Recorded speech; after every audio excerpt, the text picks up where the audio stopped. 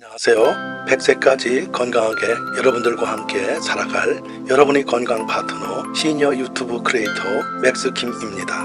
오늘 이 영상에서는 발에 무좀이 왜 생기는지 그리고 치료법은 무엇이 있는지에 대해 자세히 알려드리겠습니다. 그럼 함께 무좀에 대해서 알아볼까요? 발에 무좀이 왜 생기는지 자세히 알려드리겠습니다. 무좀은 발에 발생하는 질환으로 주로 곰팡이균에 의해 감염됩니다. 발에 무좀이 생기는 이유는 다양합니다. 첫 번째, 습기와 공기 통제. 발은 습기와 더불어 밀폐된 공간에서 신발을 신고 있기 때문에 적절한 환기가 이루어지지 않을 수 있습니다. 이로 인해 발에 습기가 쌓이고 곰팡이균이 번식하기 좋은 환경이 형성됩니다. 두 번째, 공유시설. 공공장소나 공용시설에서 신발을 신는 경우 다른 사람이 발에 있는 곰팡이균이 전파될 수 있습니다. 특히 균에 감염된 사람들이 많이 다니는 운동시설이나 수영장 등은 무좀 감염 위험이 높을 수 있습니다. 세 번째, 개인위생관리 부족. 발을 제대로 관리하지 않거나 매일 깨끗이 세척하지 않는 경우 무좀이 감염될 확률이 높아집니다. 특히 발에 습기를 많이 흡수하는 신발이나 양말을 오랫동안 착용한 경우에는 무좀에 감염될 가능성이 더욱 높아집니다. 네 번째, 면역력 저하. 면역력이 약해지면 곰팡이균에 대한 저항력이 낮아져 무좀에 감염될 확률이 높아집니다. 면역력이 저하된 사람들은 무좀에 감염될 가능성이 더 높으므로 특별한 주의가 필요합니다. 무좀은 주로 발에서 생기지만 다른 부위에도 생길 수 있습니다. 발에 무좀이 생기는 이유는 위와 같은 요인들이 복합적으로 작용하여 발생할 수 있습니다. 무좀을 예방하기 위해서는 발을 깨끗하게 관리하고 신발과 양말을 교체하며 공유시설에서는 개인 위생에 특별히 신경을 써야 합니다. 무좀이 다른 곳에도 생기는 수가 있는데 알려드리겠습니다. 무좀은 주로 발에 생기지만 다른 부위에도 생길 수 있습니다. 무좀은 곰팡이균에 의해 감염되는 질환으로 곰팡이균이 번식하기 좋은 습기와 어두운 환경에서 발생합니다. 따라서 발뿐만 아니라 다른 부위에서도 무좀이 생길 수 있습니다. 가장 흔한 부위는 손가락 사이, 손목, 발목, 무릎 등 주름진 부위입니다. 무좀은 피부의 각질층 사이에 침투하여 발생하므로 주름진 부위에는 감염이 더 쉽게 발생할 수 있습니다. 무좀이 다른 부위에 생길 수 있는 경우는 다음과 같습니다.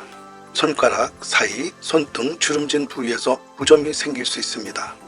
발목 주변의 피부가 습기를 많이 흡수하고 신발과 양말이 마찰을 일으키는 부위에서 무좀이 생길 수 있습니다. 무릎 주변의 피부도 주름진 부위로 무좀이 생길 수 있습니다. 사타구니는 습기와 마찰이 많은 부위로 무좀이 생길 수 있습니다. 손가락 사이의 피부도 주름진 부위로 무좀이 생길 수 있습니다. 무좀이 다른 부위에 생길 수 있는 경우도 발생할 수 있으므로 개인 위생에 신경을 써야 합니다. 발생한 무좀은 적절한 치료를 받아야 하며 예방을 위해서 깨끗한 환경을 유지하고 개인 위생을 철저히 지켜야 합니다. 무좀을 치료하는데도 잘 낫지 않는데 원인에 대해서 알려드리겠습니다. 무좀은 치료하기 어려운 질환 중 하나입니다. 치료가 잘 안 되는 이유는 다양할 수 있습니다. 일반적으로 무좀 치료의 어려움은 다음과 같은 이유로 설명될 수 있습니다. 첫 번째, 곰팡이균의 저항성. 무좀을 일으키는 곰팡이균은 다양한 종류가 있으며 일부 균주는 항진균제에 저항성을 가질 수 있습니다. 따라서 특정 항진균제로 치료를 시도해도 효과가 없을 수 있습니다. 두 번째, 잘못된 치료 방법. 무좀은 피부 깊숙이 침투하는 질환으로 표면적인 치료만으로는 근본적인 해결이 어렵습니다. 치료 과정에서 약물의 사용 방법이나 사용량을 잘못하거나 치료 기간을 충분히 지키지 않는 등의 실수가 있을 수 있습니다. 세 번째, 재감염. 무좀은 다른 사람이나 물건들을 통해서 전파될 수 있습니다. 따라서 치료 중에도 다른 사람이나 물건을 통해서 재감염이 발생할 수 있습니다. 이러한 경우에도 치료가 지연되거나 효과가 떨어질 수 있습니다. 네 번째, 개인적인 요인. 개인의 면역력이나 피부 상태에 따라 치료 효과가 달라질 수 있습니다. 면역력이 약한 사람이나 피부가 예민한 사람은 치료가 어려울 수 있습니다. 무좀 치료의 어려움은 개인마다 다를 수 있으며 치료 전문가와 상담하여 적절한 치료 방법을 찾는 것이 중요합니다. 또한 치료 과정에서 꾸준한 관리와 개인 위생에 신경을 써야 합니다. 무좀을 박멸하려면 이렇게 해보세요. 무좀을 박멸하기 위해서는 다음과 같은 절차를 따라야 합니다. 첫 번째, 의사 상담. 무좀을 박멸하기 위해서는 먼저 의사와 상담하는 것이 중요합니다. 의사는 무좀이 정확한 진단을 내리고 적절한 치료 방법을 제시할 수 있습니다. 두 번째, 항진균제 사용. 의사의 지시에 따라 항진균제를 사용해야 합니다. 항진균제는 무좀을 일으키는 곰팡이균을 제거하고 감염을 억제하는 역할을 합니다. 항진균제는 크림, 연고, 스프레이 등 다양한 형태로 제공됩니다. 의사의 지시에 따라 정확한 사용 방법과 사용량을 지켜야 합니다. 세 번째, 개인 위생 관리. 무좀은 개인 위생 상태와 관련이 깊습니다. 무좀을 박멸하기 위해서는 개인 위생에 특별한 주의를 기울여야 합니다. 매일 깨끗한 물로 발을 세척하고 타올이나 양말을 개인용으로 사용해야 합니다. 신발과 양말은 깨끗하게 관리하고 가능한 많이 교체해야 합니다. 네 번째, 환경 관리. 무좀은 습기와 어두운 환경에서 번식하기 쉽습니다. 따라서 환기가 잘 되는 공간에서 신발을 신고 발에 습기가 쌓이지 않도록 주의해야 합니다. 신발과 양말은 가능한 빨리 건조시켜야 합니다. 공용시설이나 공공장소에서는 개인 위생에 특별히 신경을 써야 합니다. 다섯 번째, 재감염 예방. 무좀은 다른 사람이나 물건을 통해서 전파될 수 있습니다. 따라서 치료 중에는 다른 사람들과의 접촉을 최소화하고 개인용 물건을 사용해야 합니다. 무좀에 감염된 물건은 가능한 빨리 처리해야 합니다. 무좀을 박멸하기 위해서는 의사의 지시를 엄격히 따르고 개인 위생과 환경 관리에 신경을 써야 합니다. 치료 과정에서 꾸준한 관리와 주의가 필요하며 치료가 완성된 후에도 예방을 위해서 개인 위생을 지속해야 합니다. 무좀을 박멸하는 데 도움이 되는 식품은 다음과 같습니다. 첫 번째, 마늘. 마늘은 항균 작용이 있어 무좀을 일으키는 곰팡이균을 억제하는 데 도움을 줄 수 있습니다.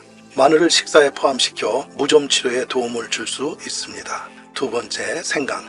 생강은 항염 작용이 있어 피부 염증을 완화시키는데 도움을 줄 수 있습니다. 무좀으로 인한 피부 염증을 완화시키기 위해 생강을 섭취할 수 있습니다. 세 번째, 우유. 우유에는 항균 작용이 있는 성분이 포함되어 있어 무좀 치료에 도움을 줄 수 있습니다.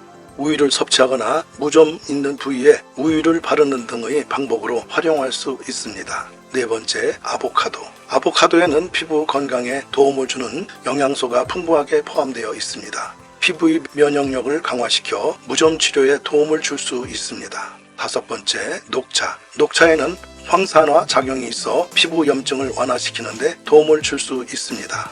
무좀으로 인한 피부 염증을 완화시키기 위해 녹차를 섭취할 수 있습니다. 이러한 식품들은 무좀 치료에 도움을 줄 수 있는데 단독으로만 의미가 있는 것은 아닙니다. 식품을 섭취하면서도 의사의 지시에 따라 적절한 항진균제를 사용하고 개인 위생을 철저히 지켜야 합니다. 의사와 상담하여 식품을 포함한 종합적인 치료 계획을 수립하는 것이 좋습니다. 여러분 좋은 정보 잘 감상하셨나요? 저는 이 영상 제작자 맥스킴입니다. 저는 매일 열심히 촬영하고 편집한 영상을 여러분과 공유하기 위해 노력하고 있습니다. 제 영상은 팩트에 기반한 유익한 정보만을 선별하여 전달하고 있습니다. 여러분이 구독을 눌러주시는 건 저에게 큰 동력이 됩니다. 구독 버튼이 아직 빨간색이면 구독이 되지 않은 상태입니다. 여러분께서 엄지 모양의 좋아요와 구독 버튼을 꼭 눌러주시면 제게 큰 도움이 됩니다. 앞으로도 계속해서 유익한 영상을 제작하여 여러분과 함께 건강하고 행복한 일상을 만들어 나가고 싶습니다. 많은 사랑과 관심을 부탁드리며 여러분과 함께하는 다음 영상에서 더 좋은 소식을 전달할 수 있도록 노력하겠습니다. 항상 건강하시고 복 받으시기 바랍니다. 감사합니다.